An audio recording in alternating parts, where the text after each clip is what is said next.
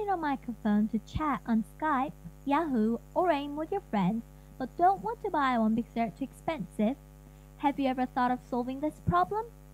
Well, we're going to help you answer this dilemma. This is how to make a microphone in plain English by Sunwoo Nam, Lea Mahudo, and Gemma Sum. The first step is to cut off some old headphones and remove the parts you want. Here are the headphones. Let's take a look at a part of a headphone set, ear pads. When you have a closer look, you can see foam around the ear pad, which makes it more comfortable to wear and insulates the sound. If you remove that, you'll see the capsule where the diaphragm and wires are attached to plastic. Slowly remove the capsule, but remember, be really careful because the piece is very delicate and it could break easily. Now that you've got the capsule from the headphones, it is time to connect the wires. Here's how to connect the capsule with the microphone jack or mini microphone jack and the switch button. Firstly, cut off the black insulation from the capsule wires, but remember, don't cut the whole wire because you want to cut just the insulation, not the wires inside it.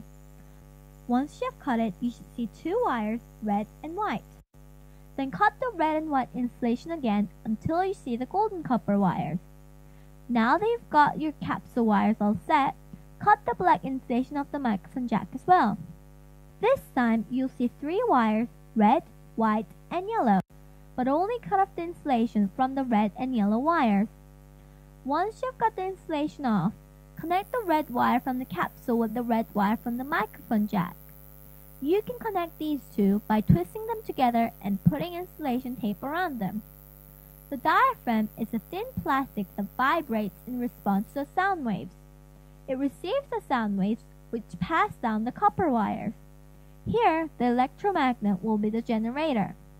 The connected wires will be the path that the electric signals translated from the sound waves travel when you speak into the microphone. Our human ears work exactly the same way as a microphone works. The eardrum receives the sound, translates into electric signals, which travel through the auditory nerve and to your brain. If you want a switch button on your microphone, you can connect the white wire from the capsule and the yellow wire from the microphone jack with the two switch wires. However, this is not compulsory. You now have all the components needed in a microphone and you only need to design and make the casement. This brings us to the final step, designing the structure of the microphone. There are a lot of recyclable materials you can use to make the handle of a microphone. To name a few, toilet paper roll, plastic bottle, or any cylinder-shaped object that is hollow inside. When making the grill of the microphone, you have to make sure that you don't cover the diaphragm with whatever material you're using. Like mentioned before, the diaphragm receives sound information in the form of different air pressure patterns. Therefore, there shouldn't be any hard solid object touching it, but it should be lettuce like mash or foam. Once you've finished this step, you have completed making a microphone. Look what transformation you've made from a boring headphones into the coolest microphone ever. Well, it is now time for you to go to a music room or a recording studio to see whether it works or not. And hopefully, it works!